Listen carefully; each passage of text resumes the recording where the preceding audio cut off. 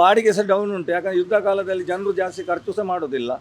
ಪ್ರತಿ ಸರ್ತಿ ಒಂದೊಂದು ಗಾಡಿ ಹೋಗುವಾಗ ಸ್ಟಾರ್ಟ್ ಮಾಡಿದ್ರು ಅಲ್ಲಿ ಇದ್ದ ಗ್ಯಾಸ್ ಕೂಡ ಖಾಲಿ ಆಗ್ತದೆ. ಇರಾನ್, ಇಸ್ರೇಲ್, ಅಮೆರಿಕದ ನಡುವಿನ ಯುದ್ಧದ ಹೊಡೆತ ಮಂಗಳೂರಿನ ರಿಕ್ಷಾ ಚಾಲಕರಿಗೂ ತಟ್ಟಿದೆ.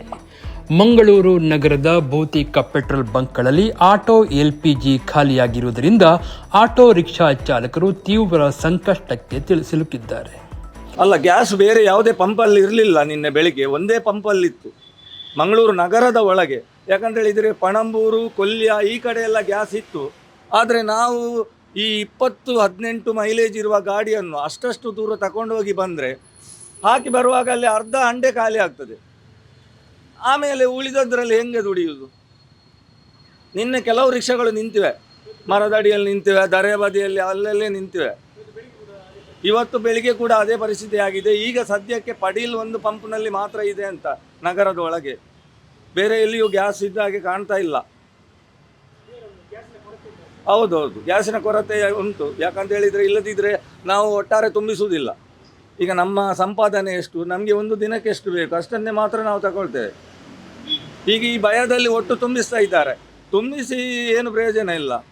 ಯಾಕಂದರೆ ಒಬ್ಬ ಫುಲ್ ತುಂಬಿಸಿದರೆ ಇನ್ನೊಬ್ಬನಿಗೆ ಗ್ಯಾಸ್ ಸಿಗಲ್ಲ. ನಗರದ ಪ್ರಮುಖ ಬಂಕ್ಗಳಲ್ಲಿ ಇಂಧನ ಲಭ್ಯವಿಲ್ಲದ ಕಾರಣ ಅನಿಲ ಇರುವ ಬೆರಳೆಣಿಕೆಯ ಬಂಕ್ಗಳ ಮುಂದೆ ಆಟೋಗಳ ಸುದೀರ್ಘ ಸಾಲು ಕಂಡು ಬರ್ತಾ ಇದೆ. ನಗರದ ಬಹುತೇಕ ಆಟೋಗಳು ಈಗ ಆಟೋ ಇಂಧನವನ್ನೇ ಅವಲಂಬಿಸಿದೆ. ಆದರೆ ಕಳೆದ ಕೆಲವು ದಿನಗಳಿಂದ ಬಂಕ್ಗಳಿಗೆ ಗ್ಯಾಸ್ ಪೂರೈಕೆಯಲ್ಲಿ ವ್ಯತ್ಯಯ ಉಂಟಾಗಿರುವುದರಿಂದ ಚಾಲಕರು ಕಂಗೆಟ್ಟಿದ್ದಾರೆ. ಆ ಚೈನ್ ಏನು ಕಂಟಿನ್ಯೂ ಆಗಿ ಏನು ಟ್ಯಾಂಕರ್ಗಳು ಬರ್ತಾ ಉಂಟು ಒಂದು ಚೈನ್ ರೂಪದಲ್ಲಿ, ಆ ರೀತಿ ಎಲ್ಲ ಪಂಪ್ಗಳಿಗೆ ಬಂದರೆ ಅನುಕೂಲ. ಈಗ ನೋಡಿ, ರಿಲಯನ್ಸ್ನವರು ತರಿಸಲೇ ಇಲ್ಲ. ಯುದ್ಧ ಅವರ ಬೋರ್ಡಲ್ಲಿ ಈಗಲೂ 67 ರೂಪಾಯಿ ಇದೆ. ಅಂದರೆ ಆ ನಂತರ ಅವರು ತರಿಸಲೇ ಇಲ್ಲ. ಅಲ್ಲಿ ಉಜ್ಜೋಡಿಯಲ್ಲಿ ಒಂದು ಪಂಪ್ನವರು ಅವರು ಬಂದ್ ಮಾಡಿ ಇಟ್ಟುಕೊಂಡಿದ್ದಾರೆ. ಅವರು ಸಹ ಗ್ಯಾಸ್ ತರಿಸುತ್ತಿಲ್ಲ, ಅವರು ರಿಪೇರಿ ಅಂತ ಬೋರ್ಡ್ ಹಾಕಿದ್ದಾರೆ. ಆದುದರಿಂದ ಇಲ್ಲಿ ಸುಮಾರು ಪಂಪ್ ಈ ರೀತಿ ಮಾಡುವುದರಿಂದ ಈಗ ಮ್ಯಾಕೋ ಸೊಸೈಟಿಯಲ್ಲಿ ಸಹ ಹಾಗೆ ಯುದ್ಧ ಶುರುವಾದ ನಂತರ ಏನೋ 2 ಸರ್ತಿ ಮಾತ್ರ ಬಂದಿದೆ ಇಡೀ ತಿಂಗಳಲ್ಲಿ. ಅಲ್ಲ, ಈಗ ಸದ್ಯಕ್ಕೆ ಗ್ಯಾಸ್ ಇಲ್ಲ ಯಾವುದೇ ಪಂಪಲ್ಲಿ, ನಗರದೊಳಗೆ ಇಲ್ಲ. ಒಂದು ಪಂಪಲ್ಲಿ ಮಾತ್ರ ಉಂಟು ಸದ್ಯ. ನಿನ್ನೆ ಎಲ್ಲ ಕ್ಯೂನಲ್ಲಿ ನಿಂತು ತುಂಬಿಸಿದ್ರಿಂದ ಈಗ ಬಾಡಿಗೆ ಸಹ ಡೌನ್ ಉಂಟು. ಯಾಕಂದರೆ ಯುದ್ಧ ಕಾಲದಲ್ಲಿ ಜನರು ಜಾಸ್ತಿ ಖರ್ಚು ಸಹ ಮಾಡೋದಿಲ್ಲ. ಆದುದರಿಂದ ಬಾಡಿಗೆ ಸಹ ತುಂಬ ಡೌನ್ ಇದೆ. ಮತ್ತು ನಮಗೆ ದುಡ್ದದ್ದು ಖಂಡಿತ ವರ್ಕೌಟ್ ಆಗೋದಿಲ್ಲ. ಯಾಕಂತ ಹೇಳಿದರೆ ಈಗ ಹೋಟ್ಲಾಗಲಿ ಆಸ್ಪತ್ರೆ ಆಗಲಿ ಯಾರೆಲ್ಲ LPG ಬಳಸ್ತಾರೆ ಅವರು ಬೆಲೆ ಏರಿಸಿ ಅವರ ನಷ್ಟವನ್ನು ಸರಿತೂಗಿಸಲಿಕ್ಕೆ ಪ್ರಯತ್ನ ಪಡ್ತಾರೆ.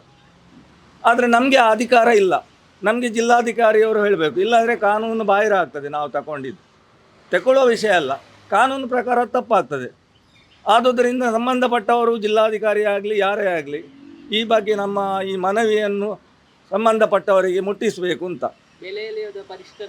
ಬೆಳಿಗ್ಗೆಯಿಂದಲೇ ಗ್ಯಾಸ್ಗಾಗಿ ಅಲೆಯುತ್ತಿದ್ದೇವೆ, ಗಂಟೆಗಟ್ಟಲೆ ಕ್ಯೂ ನಿಂತರೆ ನಮ್ಮ ಬಾಡಿಗೆ ಸಮಯವೆಲ್ಲ ಇಲ್ಲೇ ವ್ಯರ್ಥವಾಗುತ್ತಿದೆ ಎಂದು ಚಾಲಕರು ತಮ್ಮ ಅಳಲು ತೋಡಿಕೊಂಡಿದ್ದಾರೆ. ಇಂಧನ ಪೂರೈಕೆಯಲ್ಲಿ ಉಂಟಾಗಿರುವ ಈ ತಾಂತ್ರಿಕ ಸಮಸ್ಯೆಯನ್ನು ಕೂಡಲೇ ಬಗೆಹರಿಸಿ ನಗರದ ಎಲ್ಲ ಬಂಕ್ಗಳಲ್ಲಿ ಅನಿಲ ಲಭ್ಯವಿರುವಂತೆ ಕ್ರಮ ಕೈಗೊಳ್ಳಬೇಕು ಎಂದು ಆಟೋ ಚಾಲಕರು ಸಂಬಂಧಪಟ್ಟ ಅಧಿಕಾರಿಗಳನ್ನು ಮತ್ತು ಇಂಧನ ಕಂಪನಿಗಳನ್ನು ಒತ್ತಾಯಿಸಿದ್ದಾರೆ. ಇಂಧನ ಅಭಾವ ಹೀಗೆ ಮುಂದುವರಿದರೆ ನಗರದ ಸಾರಿಗೆ ವ್ಯವಸ್ಥೆಯ ಮೇಲೆ ದೊಡ್ಡ ಮಟ್ಟದ ಪರಿಣಾಮ ಬೀರುವ ಆತಂಕ ಎದುರಾಗಿದೆ.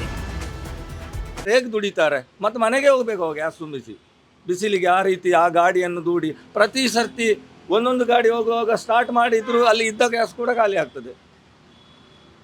ಅದೊಂದಿನ ಬೆಲೆಯನ್ನೊಂದು ನಿಯಂತ್ರಣ ಮಾಡಬೇಕು, ಅಥವಾ ನಮ್ಮ ಬೆಲೆಯನ್ನಾದರೂ ಪರಿಶೀಲನೆ ಮಾಡಬೇಕು, ಅಥವಾ ಸರ್ಕಾರ ಬೇರೆ ಏನಾದರೂ ನಮಗೆ ಆರ್ಥಿಕ ಸಹಾಯದ ಒಂದು ಭರವಸೆ ಕೊಡಬೇಕು ಸರ್ಕಾರ ಈ ಪರಿಸ್ಥಿತಿ ಸರಿ ಹೋಗುವವರೆಗೆ. ಯಾಕಂದರೆ ಹಿಂದಿನ ಸರ್ಕಾರ ನಮಗೆ ಕೊಟ್ಟಿದೆ, ನಾವು ಸ್ವೀಕರಿಸಿದ್ದೇವೆ. ಕೊರೋನಾ ಕಾಲದಲ್ಲಿ ಒಮ್ಮೆ 5,000 ಒಮ್ಮೆ 3,000 ಎಲ್ಲ ಕೊಟ್ಟಿದೆ ಆಟೋ ಚಾಲಕರಿಗೆ.